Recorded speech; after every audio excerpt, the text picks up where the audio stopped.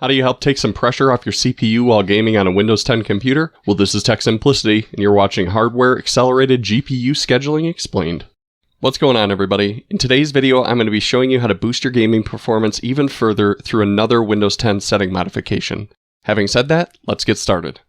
The first thing you'll need to do is click the Windows Start button. Then click on the Windows 10 Setting button, which resembles a mechanical gear icon over on the left-hand side. Once the setting window loads, within the Find a Setting search bar, type the word Graphics. Choose Graphics Settings from the list of search results. When you enter the graphics setting page, you will notice that the Hardware Accelerated GPU Scheduling option is listed at the top. Ensure that the blue slider is turned on.